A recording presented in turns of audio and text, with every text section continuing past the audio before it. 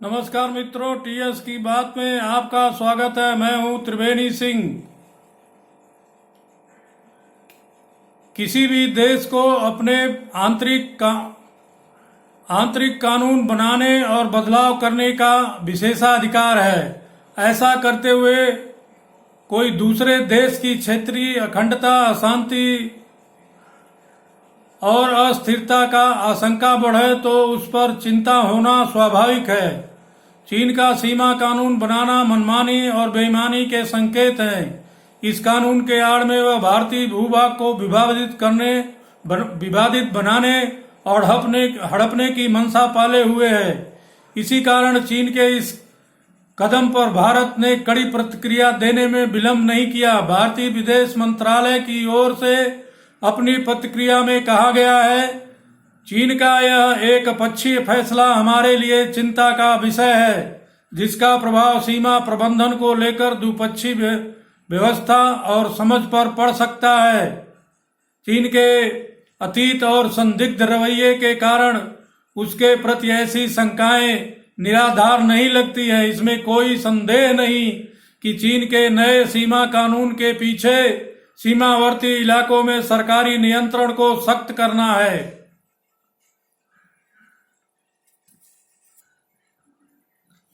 अरुणाचल प्रदेश के आसपास तिब्बत सीमा पर कुछ गांव बनाए हैं। यह इसलिए बसाए हैं कि वहां पर सैन्य और खुफिया पृष्ठभूमि वाले नागरिकों को बसाने से अपने रणनीति क्षमताओं को धार देता है। दूसरा मकसद सीमा के आसपास घनी बस्तियों के दम पर वह विवादित क्षेत्रों पर मजबूती से अपना दावा पेश करे। यह सब बातें चीन की मनमानी और बेईमानी के संकेत हैं। भारत को इस पर सतर्क और चौकस रहना चाहिए।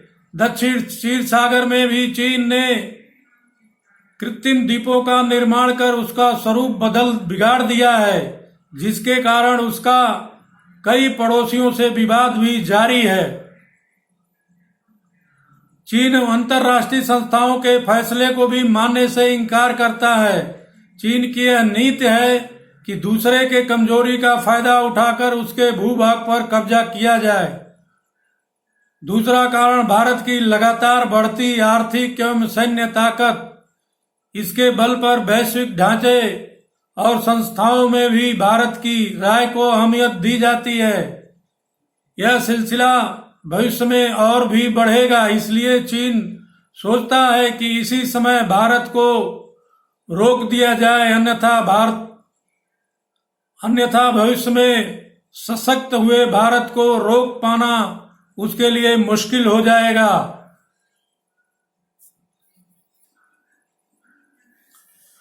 हाल के दिनों में अग्नि 5 के सफल परीक्षण से भारत ने एक स्पष्ट संदेश दिया है कि वह अपनी सामरिक तैयारी को नए आयाम दे रहा है। साथ ही चीन से लगी सीमा पर पारंपरिक संसाधनों के बजाय तकनीकी आधारित संसाधनों पर भी भारत पूरी ताकत से जुटा है, ताकि किसी भी संभावित संघर्ष की स्थिति में अपनी मारक क्षमता को भी और अधिक धार दे सके।